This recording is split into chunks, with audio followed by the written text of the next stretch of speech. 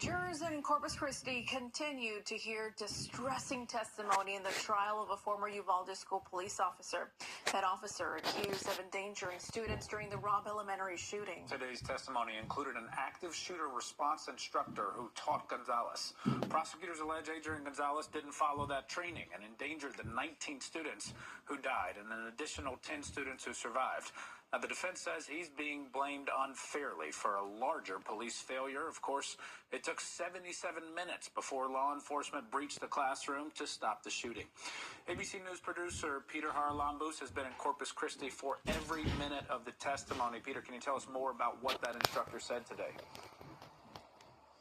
Yeah, this was key testimony for prosecutors. This was someone who taught Adrian Gonzalez in 2018 a 40-hour course on how to respond to active shooters. At the end of the day, he kind of offered a mixed bag for prosecutors. On one hand, he said that he teaches his students that they have to immediately try to find a shooter, even if they're completely alone. But he acknowledged on cross-examination that this doesn't necessarily mean Gonzalez should have gone on a suicide mission.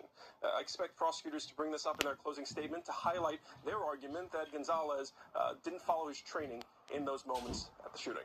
Peter, so a teaching aide also testified she repeatedly urged Officer Adrian Gonzalez to intervene. What else did she say, and how did the defense respond to what she said? Yeah, so this witness, Melody Flores, is arguably the prosecution's star witness. She said in this testimony that she saw the shooter that day and she immediately ran into Adrian Gonzalez. She said that she told Gonzalez the location of the shooter and pleaded with him to act, but in that moment he failed to act. I told him that he needed to get stopped before he went into the fort pit, but we needed just to stop him. And what did he say? He didn't, nothing, because... Did you say it more than once? I did.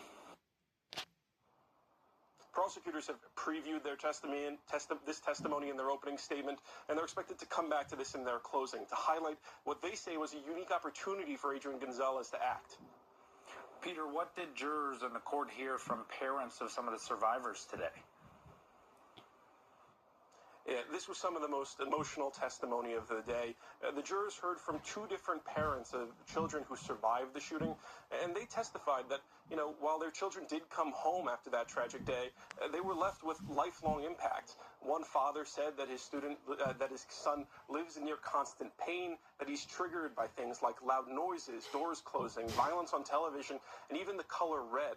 All of this reinforcing the prosecution's point that at least some of this tremendous harm could have been lessened if police responded sooner. Yeah, very difficult trial and so tough to stomach all of that, Peter, but thank you so much for your insight. Thousands of Verizon customers are still without